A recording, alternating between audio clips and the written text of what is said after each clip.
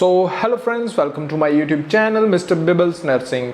तो ये हमारी वीडियो का 6th पार्ट है। जिसने अभी तक first, second, third, fourth and fifth part नहीं देखा, उसका लिंक मैंने डिस्क्रिप्शन में दिया हुआ है। आप डिस्क्रिप्शन पर क्लिक कीजिए एंड आपको 5 वीडियोस का आपको लिंक मिल जाएगा एंड वहाँ पर आप विजिट करिए एंड अपने जो भी क्वेश्चंस है उसके आंसर्स चेक कर लीजिए। ठीक है, जो भी सही आंसर होंगे, जो एम्स करेक्ट करेगा, हमने वही आंसर लगाए हैं। तो आप सभी अपनी कट ऑफ देख लेना। कट ऑफ के रिलेटेड भी मैंने वीडियो डाली हुई है, आप कट ऑफ की वीडियो भी देख लेना एंड कितनी आपकी कट ऑफ रहेगी एंड सभी कैटेगरी की मैंने कट ऑफ डाली हुई है। एंड जब भी रिजल्ट आएगा, ठीक है, जब भी रिजल्ट आएगा हम सबसे पहले आप सभी को नोटिफिकेशन भेज देंगे। कितने दिनों में रिजल्ट आ जाता है इसके रिलेटेड भी मैंने वीडियो बनाई हुई है, आप डिस्क्रिप्शन में देख सकते हो उसका लिंक, या फिर मेरे चैनल पर विजिट करना, वहाँ पर आपको रिजल्ट के रिलेटेड वीडियो मिल जाएगी। तो सबसे पहले तो भाई सब्सक्राइब कर दो। सुबह से मैं सिर्फ आपके लिए ये वीडियोस बना रहा हूँ, ठीक है।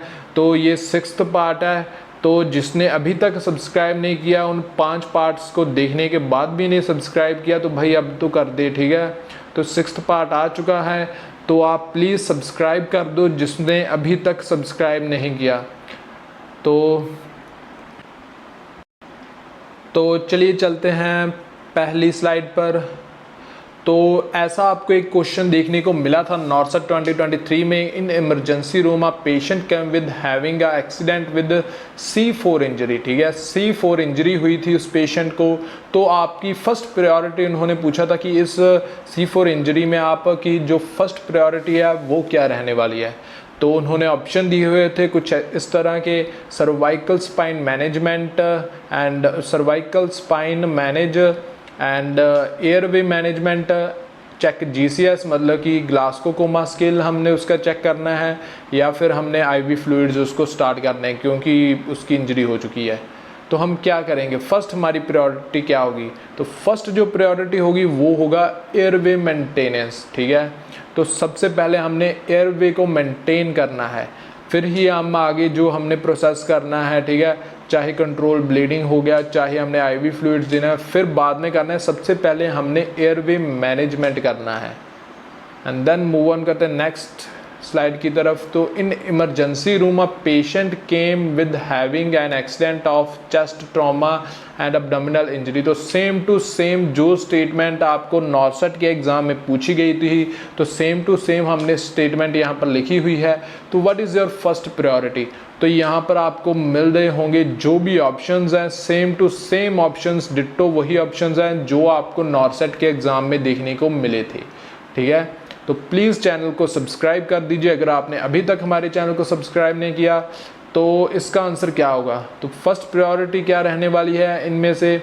तो क्या हम कंट्रोल ब्लीडिंग करेंगे, क्या हम इंटरनल फिक्सेशन करेंगे, या फिर एक्सटर्नल फिक्सेशन, या फिर उसको IV फ्लूइड दे देंगे क्योंकि उसको चेस्ट ट्रॉमा हुआ है, उसकी ब्लीडिंग हो रही होगी, तो हम IV फ्लूइड स्टार्ट करेंगे। क्या करेंगे? तो हम इनमें से क्या करेंगे? हम ना तो IV फ्लूइड स्टार्ट करेंगे, ना तो हम एक्सटर्नल फिक्सेशन करेंगे, ना इंटरनल फिक्सेशन करेंगे, हम करेंगे कंट्रोल ब्लीडिंग। सबसे पहले हमने ब्लीडिंग को कंट्रोल करना है, ठीक है, फिर ही हमने आगे कोई प्रोसेस शुरू करना है। सबसे पहले ब्लीडिंग को कंट्रोल करो, क्योंकि अगर ब्लीडिंग कंट्रोल ना हुई तो वो हाइपोवोलेमिक शॉक में चले जाएगा। ठीक है, तो सबसे पहले हमने ब्लीडिंग को कंट्रोल करना है एंड देन हम IV फ्लूइड स्टार्ट कर सकते हैं। ठीक है, फर्स्ट प्रायोरिटी हमारी ब्लीडिंग को कंट्रोल करने की होगी, फिर हम IV फ्लूइड स्टार्ट कर सकते हैं। ठीक है, देन करेक्ट स्पेलिंग। तो यही आपको क्वेश्चन पूछा गया था इंग्लिश में। ठीक है, आपकी जो इंग्लिश ग्रामर थी उसमें उन्होंने पूछा था। एक तो केक को कट करने वाला मैंने पहले बता दिया प्रीवियस स्लाइड में, ठीक है, उसका क्या आएगा। तो एक ये क्वेश्चन पूछा गया था करेक्ट स्पेलिंग। ठीक है, तो करेक्ट स्पेलिंग इनमें से कौन सा होगा? पंचर का। तो पंचर हम कैसे लिखते हैं? ठीक है, तो PUNTURE ये लिखते हैं, PUNCTURE, PUNTRE, PUNTR, पंचर। ठीक है, तो क्या लिखते हैं हम? तो ना तो हम पंचर ऐसे लिखते हैं, ना तो हम पंचर ऐसे लिखते हैं, ना तो हम पंचर ऐसे लिखते हैं। तो इसका करेक्ट आंसर होगा PUNCTURE, पंचर। ठीक है, जिन्होंने भी B ऑप्शन को टिक किया है उनका 100% सही होगा। B ऑप्शन ही आपको एग्जाम में था एंड हमने भी यहाँ पर B ऑप्शन ही रखा। तो देख लीजिए हमारी मेहनत एंड हमारी जो हमने इतनी मेहनत आपके लिए की है, ठीक है। सो प्लीज़ अब तो सब्सक्राइब बनता है, प्लीज़ सब्सक्राइब कर दीजिए चैनल को एंड वीडियो को लाइक कर दीजिए एंड शेयर कर दीजिए। तो चलते हैं नेक्स्ट स्लाइड की तरफ। In schizophrenia patient giving haloperidol drug and now feeling restlessness, inability to sit still, what is the side effect is shown by the patient in this condition, ठीक है। तो ये क्वेश्चन आपको किसी भी YouTube पर देखने को नहीं मिलेगा, ना तो आपको ये क्वेश्चन देखने को मिलेगा YouTube पर, ये हमारे चैनल पर ही मिलेगा, ठीक है। और ना ही आपको ये क्वेश्चन देखने को मिलेगा, ठीक है। एग्जैक्ट जो डेफिनेशन है उन्होंने क्या पूछा है, ठीक है, विद डेफिनेशन एंड विद जो एग्जैक्ट आपको वहाँ पर ऑप्शंस आए थे, हमने एग्जैक्ट ऑप्शंस भी आपको वही लिख दिए, ठीक है। तो स्टेटमेंट भी जो आपको वहाँ पर आई थी सेम टू सेम हमने डिट्टो स्टेटमेंट वही लिखी है, तो आप चेक कर सकते होगे। तो मैं आपको ये समझाऊंगा भी, अगर आप जल्दबाजी कर आप ऐसे मत देखकर चले जाना। मुझे पता है, मैं आपका देखता हूँ भी आप कितना टाइम देखते हो, तो आप सिर्फ और सिर्फ आंसर देखकर चले जाते हो, ठीक है। जो मैं समझाता हूँ अगर ये क्वेश्चन फिर से आ गया एग्ज़ाम में, ठीक है, फिर आपका फिर से नहीं क्लियर होगा जब तक आप समझोगे नहीं इस क्वेश्चन को, ठीक है। तो ऐसे क्वेश्चंस आपको हर एग्ज़ाम में देखने को मिलेंगे, पीजीआई में भी आपको देखने को मिल सकता है, ठीक है। जीएमसीएच में भी आपको ऐसा क्वेश्चन देखने को मिल सकता है, और भी जो भी एग्ज़ाम होंगे, बीएफयू, एचएस, कोई भी नर्सिंग के एग्ज़ाम होंगे तो ऐसा क्वेश्चन आपको देखने को मिल सकता है। सो आपने जल्दबाजी नहीं करनी कि अभी बस मैं अपना देखकर चले जाता हूँ, मेरा सही है या गलत, फिर मैं रहने दूंगा, ठीक है। तो फिर हम भूल जाते हैं ऐसे क्वेश्चन। अभी हम अगर पढ़ लेंगे तो फिर आगे जाकर हमें कोई दिक्कत नहीं होगी। तो क्या होगा, तो नाउ पेशेंट फील्स रेस्टलेसनेस, ठीक है। तो आपने मेन जो पॉइंट है उसके सिम्टम पर फोकस करना है, ठीक है। आपको पता ही होगा स्किज़ोफ्रेनिया में हैरोपेरिडोल देते हैं, वो तो इन्होंने लिखा ही हुआ है। तो पेशेंट क्या फील कर रहा है, patient feels restlessness and inability to sit still, ठीक है। ये दो मेन सिम्टम आ रहे हैं, इनएबिलिटी टू सिट स्टिल। यही सेम सिम्टम्स आपको नॉर्सेट के एग्जाम में उन्होंने स्टेटमेंट में पूछे थे और कुछ नहीं पूछा था, ठीक है। यही सिम्टम पूछे थे एंड आपको ऐसे ऑप्शन दिए हुए थे, 4 ऑप्शंस। तो कौन सा आएगा, नन तो आएगा ही नहीं, ठीक है। डिस्टोनिया भी नहीं आएगा, ना ही टार्डिव डिस्काइनेसिया, ठीक है। तो इसका सही आंसर होगा अक्थेजिया, ठीक है। जिन्होंने भी अक्थेजिया को टिक किया है उनका 100% ये आंसर सही होने वाला है, क्योंकि restlessness and inability to sit जहाँ पर भी आपको दिखे, कोई भी आप क्वेश्चन ना आपको साइकेट्री का दिखे, ठीक है, जिससे कि साइड इफेक्ट रिलेटेड कोई भी क्वेश्चन दिखे और उन्होंने स्टेटमेंट लिखा हुआ है पेशेंट को रेस्टलेसनेस हो रही है, इनएबिलिटी टू सिट स्टिल हो रहा है, ठीक है। मेन तो रेस्टलेसनेस हो जाती है, ठीक है, उसको हम कहते हैं अक्थेजिया, ठीक है। तो इस बात का ध्यान रखना आगे आने वाले एग्जाम में। एंड देन प्लीज़ आगे मूव ऑन होने से पहले प्लीज़ चैनल को सब्सक्राइब कर दीजिए। बहुत ज़्यादा मेहनत कर रहा हूँ मैं, सुबह से लगा पड़ा हूँ आपके लिए, ठीक है। एडिटिंग कर रहा हूँ, सिर्फ मैं खुद अपने आप कर रहा हूँ, आप देख रहे होगे, ठीक है ना। तो मेरे पास ऐसे कोई संसाधन है, मेरे पास फ़ोन ही है, मैं फ़ोन पर ही आपको बनाकर यहाँ पर दिखा रहा हूँ, ठीक है। फ़ोन पर ही आपको बनाकर दिखा रहा हूँ। तो प्लीज़ चैनल को सब्सक्राइब कर दीजिए एंड वीडियो को लाइक कर दीजिए एंड शेयर कर दीजिए। तो मूव ऑन करते हैं नेक्स्ट क्वेश्चन की तरफ। तो ये सारी की सारी जो एडिटिंग देख रहे हो ये मैंने अकेले ने की है, ठीक है। तो प्लीज़ इसी बात पर सब्सक्राइब कर दो। तो देन नेक्स्ट मूव ऑन करते हैं नेक्स्ट क्वेश्चन की तरफ। तो ऐसा क्वेश्चन आपको नॉर्सेट में देखने को मिला था एंड ये क्वेश्चन भी आपको यूट्यूब पर किसी ने नहीं कराया, सिर्फ हम ही करा रहे हैं। सो चैनल को सब्सक्राइब तो अब तो बनता है भाई, ऐसा क्वेश्चन आपको किसी ने नहीं कराया तो हम ही करा रहे हैं। तो देखते हैं कि इसका सही आंसर क्या होगा।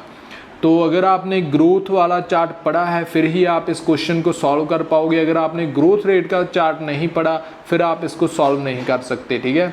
तो सबसे पहले जब बच्चा पैदा होता है, ठीक है, तो 1 ईयर का हो जाता है तब उसकी कितनी हाइट होती है। 1 ईयर पर उसकी हाइट होती है 75 सेंटीमीटर, ठीक है, 75 सेंटीमीटर पर होती है। एंड 2 ईयर पर होती है उसकी हाइट 90 सेंटीमीटर, ठीक है। 2 ईयर पर 90 सेंटीमीटर उसकी हाइट होती है। एंड आफ्टर 2 ईयर 4 ईयर पर उसकी हाइट हो जाती है 100 सेंटीमीटर, ठीक है। तो 100 सेंटीमीटर 4 ईयर पर उसकी हाइट हो जाती है। एंड आफ्टर 4 ईयर जितने साल भी वो अप टू 12 ईयर्स तक, ठीक है, ये आपने देख लिया ना, इसका स्क्रीनशॉट ले लो अगर आपने पढ़ना भी आगे, ठीक है। 4 ईयर्स तक 100 सेंटीमीटर हो जाती है एंड आफ्टर 4 ईयर्स के बाद हाइट जो बढ़ती है अप टू 12 ईयर्स तक, ठीक है, 12 ईयर्स तक जो हाइट बढ़ती है, तो हर साल जो बढ़ती है हाइट हर एक ईयर में, ठीक है, हर एक ईयर में जब भी हाइट बढ़ती है तो कितनी बढ़ती है, हर एक ईयर में जो हाइट बढ़ती है वो 6 सेंटीमीटर बढ़ती है, ठीक है, 6 सेंटीमीटर बढ़ती है हर एक ईयर में। Every year from 4 years to 12 years 6 centimetre height increase every year, ठीक है। आपकी भी जब आपकी हाइट बड़ी होगी तो 6 सेंटीमीटर ही हाइट बड़ी होगी, 4 ईयर से लेकर 12 ईयर्स तक आपकी 6 सेंटीमीटर हर एक ईयर में हाइट बड़ी होगी, ठीक है। तो 6 सेंटीमीटर हाइट बढ़ती है एक बच्चे की 4 ईयर से लेकर 12 ईयर्स तक। तो अगर आपको ने ग्रोथ चार्ट पढ़ा है फिर ही आप सॉल्व कर पाओगे, तो इनमें से कौन सा होगा, अब तो मैंने बता ही दिया, ठीक है। तो अगर आपने 10 to 12 को टिक किया ये भी गलत है, अगर आपने 8 to 10 को क्लिक किया ये भी गलत है, अगर आपने 2 to 3 को क्लिक किया ये भी गलत है, एंड अगर आपने ए को क्लिक किया है तो सेम टू सेम ऐसे डिट्टो क्वेश्चन आया था, उन्होंने ए ऑप्शन में लिखा हुआ था 4 to 6 सेंटीमीटर, ठीक है। तो अगर आपने ए को टिक किया है आपका 100% ये क्वेश्चन सही है। यही क्वेश्चन हमने ही कराया और किसी ने नहीं आपको इतनी डिटेल से समझाया, ठीक है। तो प्लीज़ चैनल को सब्सक्राइब कर दो एंड वीडियो को लाइक कर दो एंड शेयर कर दो। हम देन मूव ऑन करते हैं नेक्स्ट स्टेटमेंट की तरफ। Which statement of a nurse is correct when she gives health education to postnatal mother regarding breast feeding, ठीक है। एक जो नर्स है उसने एक हेल्थ एजुकेशन दे रही है जो पोस्ट नेटल मदर को, ठीक है। तो same to same ditto statement थी, ऐसे ही आपको नॉर्सेट 2023 में पूछा गया था, ठीक है। तो ऐसी कुछ सारी की सारी वही स्टेटमेंट मैंने ली हैं जो नॉर्सेट के एग्ज़ाम में आई थी, ठीक है। जिसको याद नहीं है तो भाई कुछ नहीं हो सकता, क्योंकि यही स्टेटमेंट आई थी नॉर्सेट के एग्ज़ाम में। एंड हम देख लेते हैं इसका सही आंसर क्या होगा। आपने अगर यूट्यूब पर देखे होगे तो वहाँ पर अब भी आपको सही तरीके से वहाँ पर नहीं दिखेगी ये स्टेटमेंट, ठीक है। मैंने आपको एग्जैक्ट जो एग्ज़ाम में स्टेटमेंट आई है वही आपको पुट की है, ठीक है। तो give feed 3 to 4 days 4 times a day, ठीक है। फर्स्ट ऑप्शन में यही था, नॉर्सेट में भी यही था, ठीक है। Give feed 3 to 4 times a day, give feed when baby sleep, give feed every 3 hourly, give weaning to the baby, ठीक है। तो ऐसे 4 ऑप्शंस उन्होंने पूछे थे, तो करेक्ट कौन सा होगा। तो करेक्ट आपको, अगर आपने give feed baby to 3 to 4 times a day ये क्लिक किया है तो आपका गलत होगा, ठीक है। तो अगर आपने ये तो आपका गलत होगा अगर आपने इसको टिक किया है। एंड अगर आपने टिक किया है baby feed when baby sleep, अगर आपने इसको टिक किया आपका फिर भी गलत होगा, ठीक है। ये दोनों गलत है। अगर आपने टिक किया give weaning to the baby ये भी गलत है, ठीक है। तो ये सिर्फ और सिर्फ हमने सॉल्व किया है क्वेश्चन जो एग्जैक्ट एम्स में आया था एंड एग्जैक्ट जो स्टेटमेंट थी एंड एग्जैक्ट जो इसका एग्जैक्ट आंसर जो इन्होंने नॉर्सेट 2023 में दिया था वही हम सेम टू सेम स्टेटमेंट हम आपको दे रहे हैं। तो इसकी सही स्टेटमेंट होगी थर्ड ऑप्शन था नॉर्सेट 2023 पर। तो वहाँ पर थर्ड ऑप्शन था गिव फीड एवरी 3 hourly, ठीक है। वैसे तो हम जो फीड देते हैं वो देते हैं 2 hourly देते हैं, ठीक है। अगर 3 hourly लिखा है फिर भी चल जाता है, ठीक है।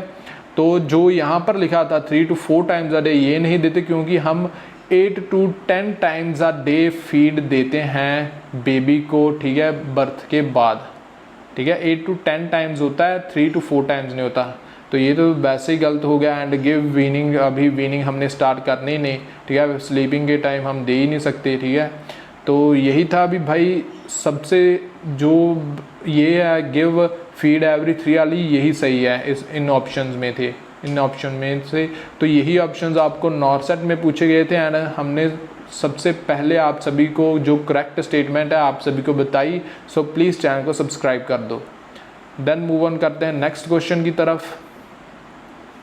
तो ऐसी एक स्टेटमेंट भी आई थी कि which tropical solution is used in scabies. Scabies में हम कौन सा ट्रॉपिकल सोल्यूशन यूज़ करते हैं, तो याद है आपको या नहीं है, आप भूल तो नहीं गए, क्योंकि ये स्टेटमेंट आई थी नॉर्सेट के एग्ज़ाम में 2023 में।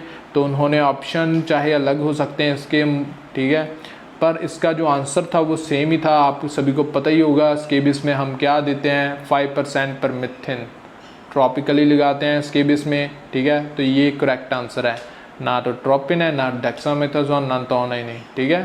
तो ये भी किसी ने अभी तक नहीं पढ़ा है, हमने सबसे पहले हमारे चैनल पर पढ़ाया है। सो प्लीज़ चैनल को सब्सक्राइब कर दो। एंड देन मूव ऑन करते हैं नेक्स्ट स्टेटमेंट की तरफ। तो ये यहाँ पर आ गया फ्लूइड कैलकुलेशन का। तो कुछ जो कैंडिडेट्स थे, ठीक है, वो इसको सॉल्व नहीं कर पाए। क्यों नहीं सॉल्व कर पाए? क्योंकि मुझे काफ़ी एक मैसेज किया था एक ने कि भाई ब्रूइट सेट पर भी कुछ कराओ, ठीक है। ब्रूइट सेट क्या होता है? तो भाई लोगों को ब्रूइट सेट ही नहीं पता, ब्रूइट सेट, ठीक है। तो लोगों को इसका पता ही नहीं है कि ये कौन सा सेट होता है। तो भाई ये सेट होता है, आपने अगर पीडियाट्रिक्स में ड्यूटी करी हुई है पीडिया वार्ड में, ठीक है, अगर आपने पीडिया वार्ड में ड्यूटी करी हुई है ना, तो वहाँ पर आपको ऐसा सेट देखने को मिलेगा, ब्रूट सेट, ठीक है। ब्रूट सेट आपको वहाँ पर देखने को मिलेगा, ऐसा जो लंबा सारा सेट होता है ना, ऐसा होता है। एंड यहाँ पर होता है, एंड यहाँ से हम वो डालते हैं, फ्लूइड की नोजल होती है, यहाँ से ओपन करते हैं, एंड साइड में सिरिंज लगती है इसके, एंड यहाँ से जो हम ड्रॉपिंग काउंट करते हैं नीचे से, एंड यहाँ पर वो पेशेंट के लगा होता है, ठीक है।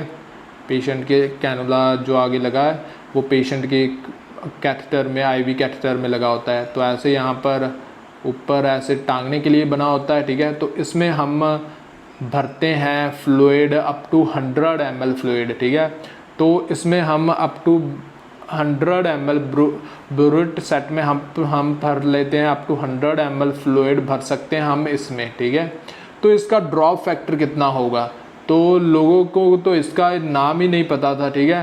पर अगर उनको पता होता भाई ये सेट है तो उनको ड्रॉप फैक्टर भी पता होना था, ठीक है। तो इसका जो बोरेट सेट का जो ड्रॉप फैक्टर है वो है 60 ड्रॉप फैक्टर, ठीक है, 60 ml ड्रॉप फैक्टर, ठीक है। तो 60 ड्रॉप्स पर मिनट, 60 ड्रॉप्स पर मिनट, ठीक है, पर मिनट जो ब्रूइट सेट का ड्रॉप फैक्टर है। देन हम करते हैं इसकी वैल्यू हमने कैसे कैलकुलेट करनी है, आपको पता होगा वैल्यू हम कैसे कैलकुलेट करते हैं। टोटल फ्लूइड को लिखते हैं, एंड ड्रॉप फैक्टर कितना था, 60 था, एंड देन हम इसको डिवाइड करते हैं टोटल टाइम को। टोटल टाइम इन्होंने कितना दिया हुआ है, 5 आवर्स, एंड देन इसको मल्टीप्लाई करेंगे हम 60 मिनट से, ठीक है। तो इसका टोटल कर हमारे पास आ जाता है, भी हम इसको जब कैलकुलेट कर लोगे ना आप इस स्टेटमेंट को, ठीक है, आप चाहे अभी अपने फ़ोन पर कैलकुलेट कर लो, तो इसका जो आंसर आएगा वो आएगा 100। जिसने भी 100 को टिक किया है उसका 100% ये क्वेश्चन सही होने वाला है, ठीक है। जिसने 100 को टिक किया है उसका 100% ये क्वेश्चन सही होने वाला है। तो ये क्वेश्चन भी आपको किसी ने नहीं यूट्यूब पर कराया, हमने सबसे पहले कराया। सो प्लीज़ चैनल को सब्सक्राइब कर दो, वीडियो को लाइक कर दो, एंड शेयर कर दो। एंड देन मूव ऑन करते हैं नेक्स्ट क्वेश्चन की तरफ। What you will do to increase absorption of percutaneous nitroglycerin? ऐसा क्वेश्चन आपको नॉर्सेट में देखने को मिला था। तो इसका आंसर क्या आ गया? तो इसका आंसर होगा apply near to the heart, apply on the hair area, apply on legs, apply on abdomen. तो ऐसे ही आपको सेम टू सेम आपको डिट्टो जो भी वहाँ पर आपको ऑप्शन आए तो सेम टू सेम हमने ऑप्शन रखे हैं। तो इसका क्या आंसर होगा? तो इसका आंसर होगा mainly apply abdomen on abdomen. हम नहीं अप्लाई अब्डोमेन में करेंगे, ठीक है, ना ही हम लेग्स पर करेंगे। हार्ट कहाँ पर आएगा, लेग्स कहाँ पर आएगी, and on non hair area भी नहीं करेंगे, हम करेंगे नियर हार्ट, ठीक है, क्योंकि नॉन हेयरी एरिया कहीं पर भी हो सकता है, ठीक है। तो हमारी बॉडी पर कहीं भी हो सकता है नॉन हेयरी एरिया, तो हम नॉन हेयरी एरिया पर नहीं करेंगे। कुछ कैंडिडेट्स बोल रहे थे भी भाई नॉन हेयरी एरिया आएगा, लेकिन नॉन हेयरी एरिया नहीं आएगा, क्योंकि हमारी बॉडी पर कहीं पर भी हो सकता है, ठीक है, नॉन हेयरी एरिया। तो नियर जो जब हम हार्ट की करेंगे तो इसका जो इंक्रीजिंग अब्जॉर्प्शन पावर है वो इंक्रीज हो जाएगा, ठीक है। तो हमने जो आंसर इसका करेक्ट है वो है अप्लाई नियर द हार्ट। तो ये इसका ए आंसर करेक्ट है, एंड आपको नॉर्सेट में भी यही आंसर आया था, ठीक है। तो नेक्स्ट मूव ऑन करते हैं नेक्स्ट क्वेश्चन की तरफ। तो ये देखिए सेम टू सेम वही स्टेटमेंट्स हमने लिए हैं, हमने कोई अदला बदली, ठीक है, अदला बदली ये तो पंजाबी का वर्ड हो गया, हमने कोई डिफरेंस नहीं रखा, ठीक है, कैसे हम उसको कहते हैं, चल छोड़ो, हमने कोई भी इसको चेंज नहीं किया। सेम टू सेम वही डिट्टो स्टेटमेंट्स हैं जो नॉर्सेट के एग्ज़ाम में आई थी। तो आज मैं आपको बता दूंगा कि आपको अगर ऐसी स्टेटमेंट आए तो आपने कैसे सॉल्व करना है। तो shock, a patient is suffering from shock, is having warm, dry, which type of shock the patient is going through। तो कौन से जो पेशेंट है वो which type of shock is going through, भी उसको कौन सा शॉक हो रहा है। तो हमने मेनली क्या ध्यान देना है, वार्म एंड ड्राई स्किन, ठीक है। वार्म एंड ड्राई स्किन किस शॉक में होती है, तो ये होती है सेप्टिक शॉक में होती है, डिस्ट्रीब्यूटिव शॉक में होती है, हाइपोवोलेमिक शॉक में होती है, न्यूरोजेनिक शॉक में होती है। तो भाई सेम टू सेम वही था, डी पर आपको सेप्टिक शॉक ही मिलेगा। आज चाहे आप अभी फ़ोन कर कर पूछ लो एम्स वालों को, ठीक है, आई एम जस्ट किडिंग। तो डी पर तो भाई सेप्टिक शॉक ही था नॉर्सेट के एग्ज़ाम में, ठीक है। डिस्ट्रीब्यूटिव शॉक भी था, एंड फर्स्ट पर जो था न्यूरोजेनिक, एंड बी पर हाइपोवोलेमिक। तो हमने देख लिया आपके लिए कितनी ज़्यादा मेहनत की है कि हमने आंसर जो ऑप्शंस हैं उनको भी हमने पैटर्न वाइज ही रखा है जो नॉर्सेट में देखने को मिले थे, ठीक है। सो प्लीज़ इसलिए चैनल को सब्सक्राइब कर दो। तो इसका करेक्ट आंसर क्या होगा, तो इसका करेक्ट आंसर होगा, अगर आपको आ जाए शॉक में warm and dry skin, then इसका करेक्ट आंसर होगा न्यूरोजेनिक शॉक, ठीक है। तो इसका करेक्ट आंसर जिन्होंने भी एक टिक किया है उनका सही है, एंड जिन्होंने बाकी पर टिक कर दिया उनका गलत है। सो अगर आपको वीडियो अच्छी लगी तो प्लीज़ चैनल को सब्सक्राइब कर दो, एंड वीडियो को लाइक कर दो, एंड शेयर कर दो। तो हम आपको यहाँ पर शो हो रही होगी एक वीडियो, तो ये है पार्ट 5 की वीडियो। तो आप इसको क्लिक करिए एंड देखिए अगर आपने नहीं देखी, एंड आपको यहाँ पर मेरे चैनल का आइकॉन शो हो रहा होगा, उसको क्लिक करिए एंड चैनल को सब्सक्राइब कर दीजिए।